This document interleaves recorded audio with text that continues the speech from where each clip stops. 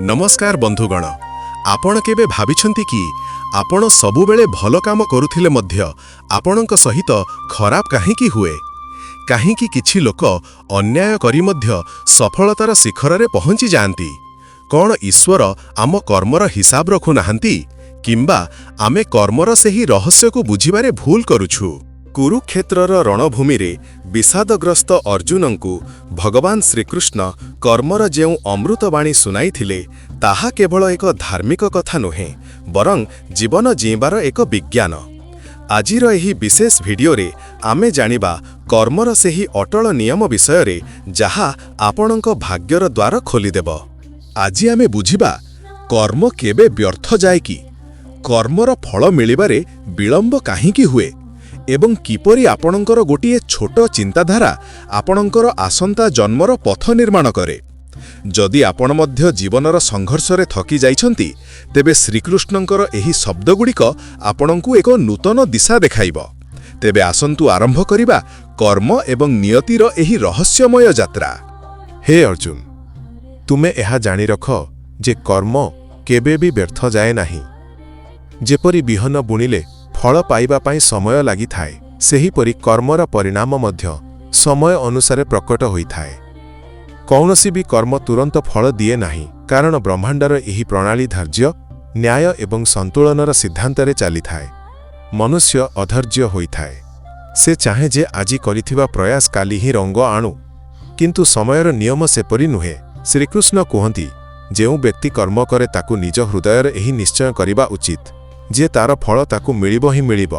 विलंब होई पारे किंतु अन्याय केबे हेबो नाही। हे अर्जुन, ध्यान दियो, जेतेबेले कौनसी कर्म करा जाए ताहा ब्रह्मांडरे एक शक्ति परि प्रवाहित हुए। एही शक्ति कारण एवं परिणामर जालरे प्रवेश करे एवं जेतेबेले उपयुक्त समय आसे ताहा सेही व्यक्तिर जीवनकु फेरिआसी निजर प्रभाव देखाए। भल कर्मर फल मध्य मिले एवं खराब कर्मर दंड मध्य सुनिश्चित होइथाए, किंतु उभयर आसिबा मार्ग एवं समय अलगा होइथाए। अनेक समय जीवन आमकु प्रतीक्षार परीक्षारे पकाई थाए, किंतु जदि श्रद्धा अतुट रहे तेबे विलंबरे हेले मध्य फल निश्चय मिले। कर्मर फल किपरि हेबो ताहा एही कथा उपरे निर्भर करे जे कर्म केउ भावना, केउ उद्देश्य एवं केते निष्ठार सह करा जाइछि। श्रीकृष्ण कहन्ति, जदि कौनसी व्यक्ति केवल फल आशारे कर्म करे तेबे से बंधनर कारण साजे, किंतु जदि सेही कार्यकु निष्काम भावरे करा जाए तेबे ताहा मोक्ष आड़कु नहीं जाए। एहा ही जीवनर रहस्य जे जिए निज कर्तव्यकु पूजा मानी करिथाए ताकु चिंता करिबार आवश्यकता नाही, कारण तार कर्म ही तार सबुठारु बड़ योग्यता। संसार रे जहा किछि भी घटे ताहा तुम कर्मर प्रतिक्रिया। जदि आज केही तुम सह अन्याय करुछि तेबे ताहा बोध हुए तुमर पूर्व जन्मर कौनसी कर्मर फल, एवं जदि आज तुमे काहा पई किछि भल करुछ तेबे ताहा काली अन्य कौनसी रूपरे तुम जीवनकु फेरी आसिबो। एही चक्र केबे भी अटके नाही। सेथिपाई कृष्ण बारंबार कहन्ति, हे अर्जुन, तुमे कर्म कर, फलर चिंता कर नाही, कारण ताहा मोर अधीन। बेले बेले तुमे भाबिथाओ जे मु तो सबु भल करिछि, तथापि मो सहित खराब काहेकि हेउछि। किंतु तुमकु एहा बुझिबाकु हेबो जे कर्मर हिसाब केवल एही जन्मर नुहे बरं अनेक जन्म सहित जड़ित। आत्मा अमर एवं एहा अनेक जौनी देई गति करिथाए। जेउ फल एबे मिली नाही ताहा भविष्यतरे मिलिबो, एवं जेउ दुख आजि सहिबाकु पडुछि ताहा कौनसी पूर्व जन्मर परिणाम मध्य होई पारे। एही कारणरु श्रीकृष्ण कहन्ति, तू केवल निजर वर्तमानकु सुधार, बाकी सबु मो उपरे छाड़ी दे। प्रत्येक कर्म एक बिहन सदृश एवं प्रत्येक बिहन गजा हेबा पाई समय दरकार करे। किछि कर्म तुरंत फल देइथाए, जेपरि नियारे हाथ पकाइले तुरंत पोड़ी थाए, किंतु किछि कर्म बहुत गभीर होइथाए, जेपरि भूमि रे बुणा जाइथिबा मंजी जहाकु फल देबा पाई मास मास किंबा वर्ष वर्ष समय लागि थाए। तुमे भाबुछ जे ईश्वर चुप अछंती, किंतु प्रकृतरे से प्रत्येक कर्मर हिसाब रखुछंती। जेतेबेले उपयुक्त समय आसे सेतेबेले से कर्म अनुसारे न्याय करंती। सेही न्याय रे केबे भी भूल हुए नाही। मनुष्य जेतेबेले छलना करे, मिछ कुहे किंबा काहाकु कष्ट दिए, सेतेबेले हुएत सेही मुहूर्तरे ताकु किछि जणा पड़े नाही, किंतु भितरे भितरे तार भविष्यत बदलु थाए एवं जेतेबेले तार समय आसे सेतेबेले से बुझी पारे जे से जहा बुणीथिला एबे ताहा ही काटुछि। एहा ही गीतार सार। कर्म केबे भी काहारी पाखरु रक्षा पाए नाही किंबा तार फल केबे टळे नाही। केवल समय ही तार मार्गदर्शक होइथाए। कर्मर फल किपरि मिले? ତାହା ଅନେକ ରୂପରେ ଆସିଥାଏ।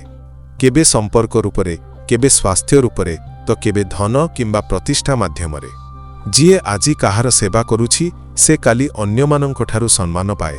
ଯିଏ ଆଜି ଅପମାନିତ କରୁଛି ସେ କାଲି ଏକାକୀ ଏବଂ ତିରସ୍କୃତ ହୋଇଥାଏ। ଏହି ଜୀବନ ଏକ ଦର୍ପଣ ପରି। ତୁମେ ଯେପରି ଦେବ ସେହିପରି ହିଁ ଫେରି ପାଇବ। ଏବଂ ଏହା ହିଁ ଶ୍ରୀକୃଷ୍ଣଙ୍କର ଅମୂଲ୍ୟ ଶିକ୍ଷା।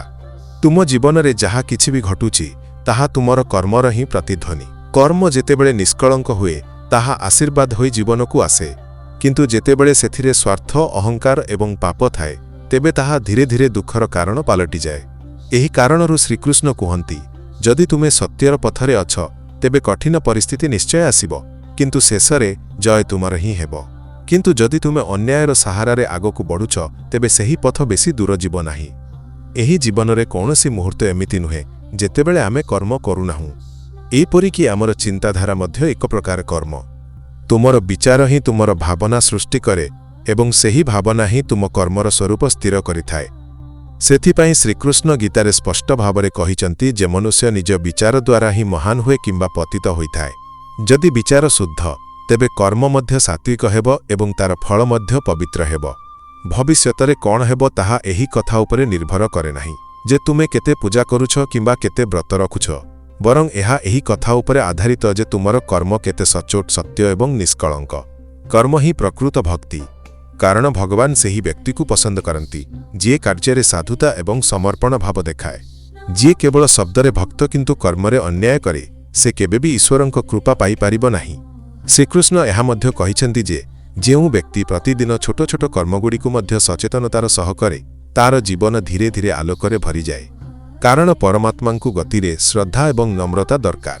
ତୁମେ କେତେ ବି ଛୋଟ କାମ କରନା କାହିଁକି, ଯଦି ତାହା ସଚ୍ଚୋଟତାର ସହ କରାଯାଇଛି ତେବେ ତାର ଫଳ ମଧ୍ୟ ଅମୂଲ୍ୟ ହେବ।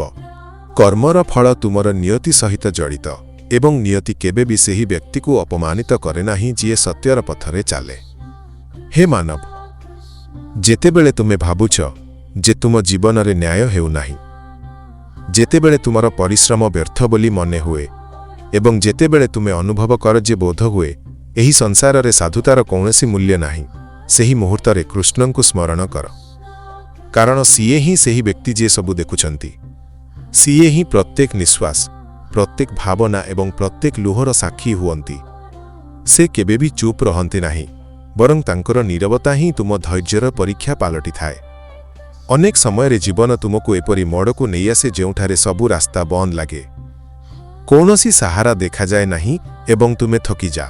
ନିଜ ଭଲ କର୍ମର ବୋଝ ବୋହି ବୋହି ତୁମେ କାନ୍ଦିଥାଅ ଏବଂ ବିକଳ ହୋଇ କୁହ, ହେ ଭଗବାନ, ମୁଁ ତ ସଚ୍ଚୋଟ ଥିଲି, ତଥାପି ମୋତେ ଦୁଃଖ କାହିଁକି ମିଳିଲା?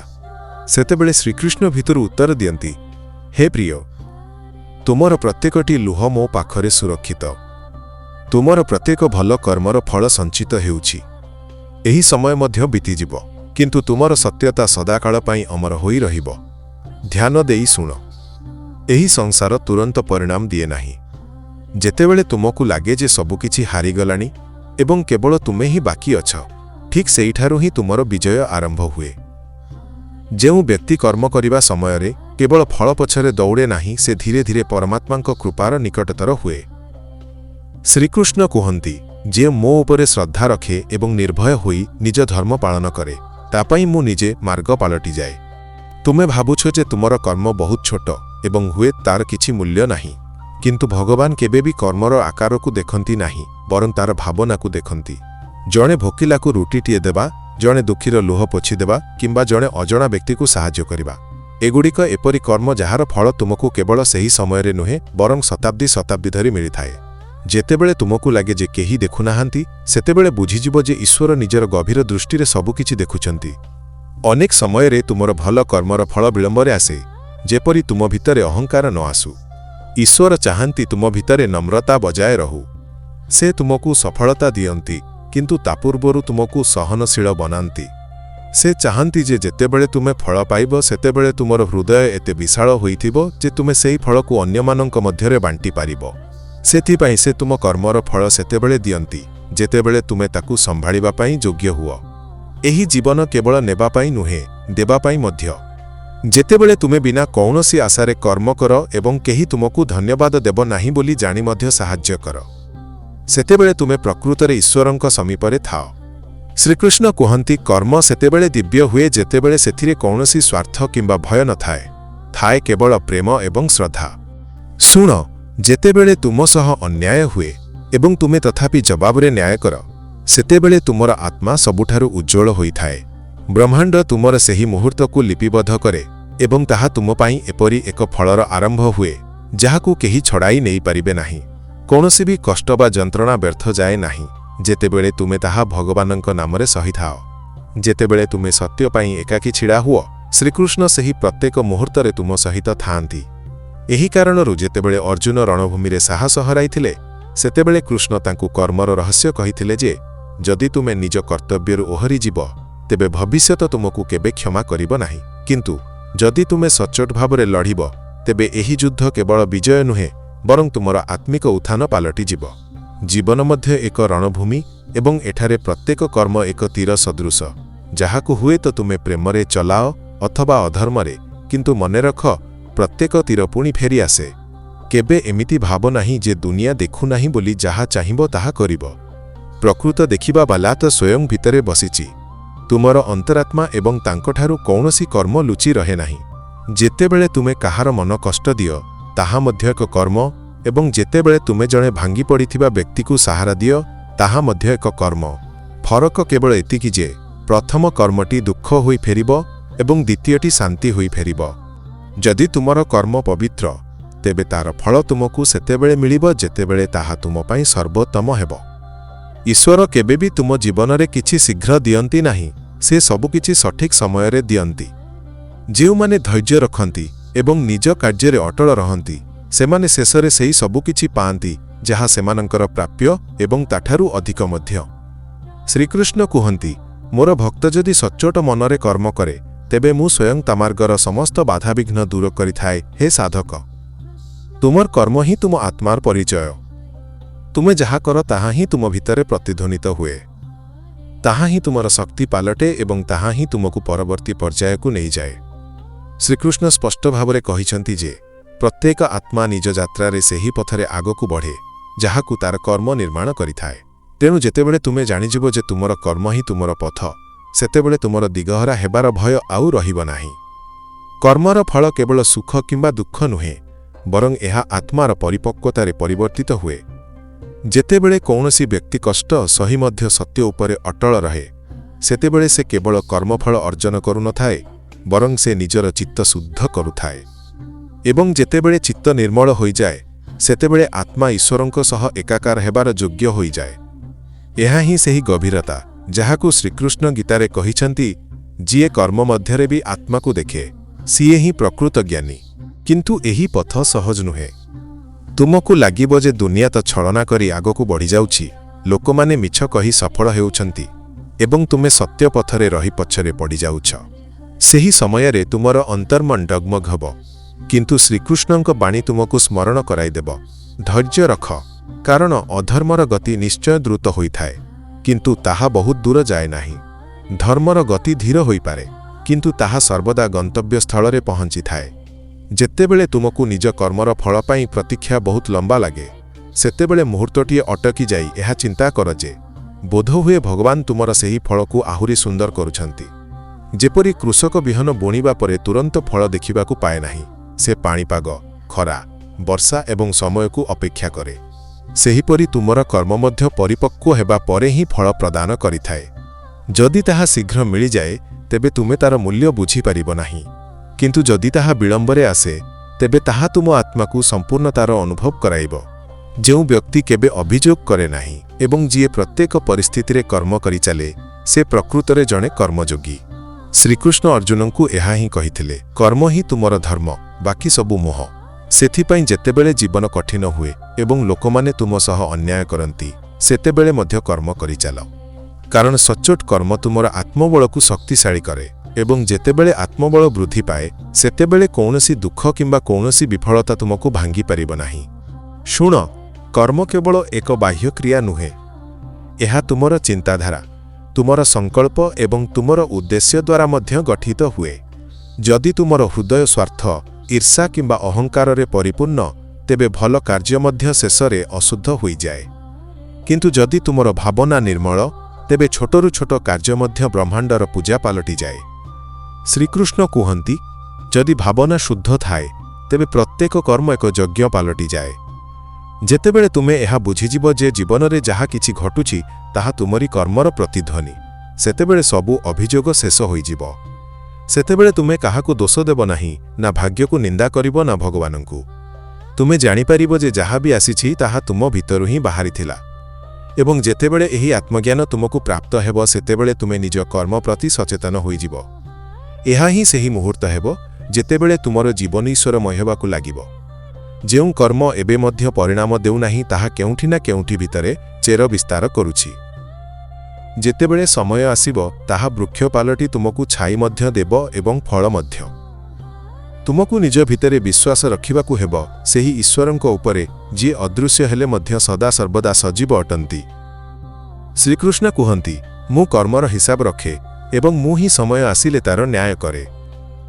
ତୁମକୁ ଏହା ଜାଣିବା ଜରୁରୀ ଯେ କିଛି କର୍ମର ଫଳ ତୁରନ୍ତ ମିଳିନଥାଏ, କାରଣ ସେଗୁଡ଼ିକ ତୁମ ଆତ୍ମାର ପରୀକ୍ଷା ପାଇଁ ଥାଏ।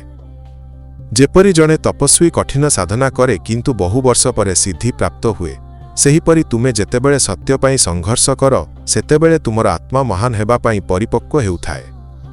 ଏବଂ ଏହି ପରିପକ୍ୱତା ହିଁ ତୁମକୁ ସେହି ଉଚ୍ଚତାକୁ ନେଇଯାଏ ଯେଉଁଠାରେ କେବଳ ଗଣତିର କିଛି ଲୋକ ପହଞ୍ଚି ପାରନ୍ତି। ତେଣୁ ହେ ଆତ୍ମନ୍, ଯଦି ତୁମର ହୃଦୟ ଶୁଦ୍ଧ, କର୍ମ ସଚ୍ଚୋଟ ଏବଂ ମନରେ ଶ୍ରଦ୍ଧା ଅଛି ତେବେ ତୁମକୁ କେହି ଅଟକାଇ ପାରିବେ ନାହିଁ। ହୁଏତ ସମୟ ବିଳମ୍ବ କରିପାରେ, କିନ୍ତୁ ଈଶ୍ୱର କେବେ ବି ଅନ୍ୟାୟ କରନ୍ତି ନାହିଁ।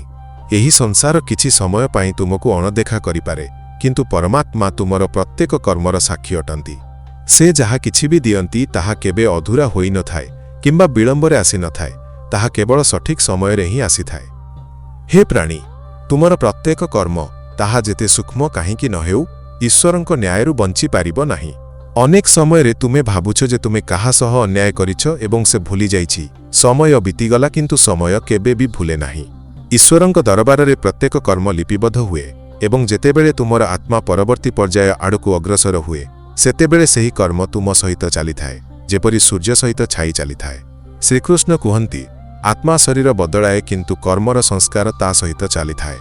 ଯେପରି ବାୟୁ ସହିତ ଗନ୍ଧପୁଷ୍ପରୁ ଅଲଗା ହୁଏ ନାହିଁ, ସେହିପରି ଆତ୍ମା କର୍ମର ପ୍ରଭାବରୁ କେବେ ବି ଅଲଗା ହୁଏ ନାହିଁ। ସେଥିପାଇଁ ଆଜି ଯେଉଁ ଦୁଃଖ ମିଳୁଛି ହୋଇପାରେ ତାହା ସେହି ଜୀବନର ପ୍ରତିକ୍ରିୟା ଯାହାକୁ ତୁମେ ଏବେ ଭୁଲି ସାରିଛ, ଏବଂ ଆଜି ଯେଉଁ ଶାନ୍ତି ମିଳୁଛି ତାହା ମଧ୍ୟ କୌଣସି ଏପରି କର୍ମର ଉପହାର ଯାହାକୁ କେବେ ଶ୍ରଦ୍ଧାର ସହ କରାଯାଇଥିଲା। ଯେତେବେଳେ ମନୁଷ୍ୟ ଜନ୍ମ ନିଏ ସେ ଖାଲି ହାତରେ ଆସେ ନାହିଁ, ସେ କର୍ମର ପୁଟୁଳି ଧରି ଆସେ। ସେଥିରେ ସେହି ସବୁକିଛି ଥାଏ ଯାହା ସେ ପୂର୍ବରୁ କରିଥିଲା। କାହାକୁ ପିଲାଦିନରୁ ସମୃଦ୍ଧି ମିଳେ ତ କାହାକୁ କଷ୍ଟ, କେହି ଅତ୍ୟନ୍ତ ବୁଦ୍ଧିମାନ ହୁଏ ତ କେହି ସଂଘର୍ଷଶୀଳ। ଏହି ପାର୍ଥକ୍ୟ ଈଶ୍ୱରଙ୍କ କୃପା ନୁହେଁ ବରଂ କର୍ମର ପରିଣାମ। ଶ୍ରୀକୃଷ୍ଣଙ୍କ ବାଣୀରେ ଏହା ସ୍ପଷ୍ଟ ଭାବରେ କୁହାଯାଇଛି ଯେ ଯିଏ ଯେପରି ବୁଣେ ସିଏ ସେପରି କାଟେ।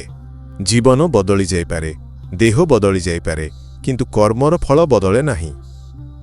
ତେଣୁ ଯେତେବେଳେ ତୁମେ ଏହା ବୁଝିଯିବ ଯେ ତୁମର କାର୍ଯ୍ୟର ଫଳ ପରବର୍ତ୍ତୀ ଜନ୍ମ ପର୍ଯ୍ୟନ୍ତ ଚାଲିଥାଏ ସେତେବେଳେ ତୁମେ ସତର୍କ ହୋଇଯିବ। ସେତେବେଳେ ତୁମେ କେହି ଦେଖୁନାହାନ୍ତି ବୋଲି ଭାବି କୌଣସି ଖରାପ କାମ କରିବ ନାହିଁ, କାରଣ ସେହି ପରମାତ୍ମା ସବୁ ଦେଖୁଛନ୍ତି ଯିଏ ତୁମ ଆତ୍ମାର ମଧ୍ୟ ସ୍ୱାମୀ, ଏବଂ ସେ ତୁମକୁ ଆସନ୍ତା ଜୀବନରେ ମଧ୍ୟ ସେହି ଫଳ ଦେବେ ଯାହା ତୁମେ ଏହି ଜୀବନରେ ବୁଣିଛ।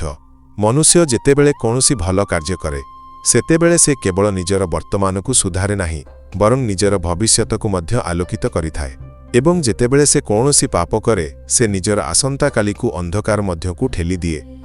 ଏହି କାରଣରୁ ଶ୍ରୀକୃଷ୍ଣ ଅର୍ଜୁନଙ୍କୁ କହିଛନ୍ତି ଯେ ଯେଉଁ ଯୁଦ୍ଧ ଧର୍ମ ପାଇଁ ହୁଏ ତାହା ପବିତ୍ର ଅଟେ, କିନ୍ତୁ ଯେଉଁ କର୍ମ ସ୍ୱାର୍ଥ, ଭୟ କିମ୍ବା କ୍ରୋଧର ସହ କରାଯାଏ ତାହା ବନ୍ଧନ ପାଲଟିଯାଏ। ଏହି ଜୀବନ କେବଳ ଏକ ପଡ଼ାଉ ବା ମଧ୍ୟବର୍ତ୍ତୀ ସ୍ଥାନ। ଆତ୍ମାର ଏହି ଦୀର୍ଘଯାତ୍ରାର ଏକ ମୁହୂର୍ତ୍ତକୁ ତୁମେ ଶେଷ ବୋଲି ଭାବ ନାହିଁ। ଯଦି ତୁମେ ଆଜି କାହା ସହ ଛଳନା କରିବ ତେବେ ତାର ଫଳ ଆଜି ନୁହେଁ ଆସନ୍ତା ଜୀବନରେ ମିଳିବ।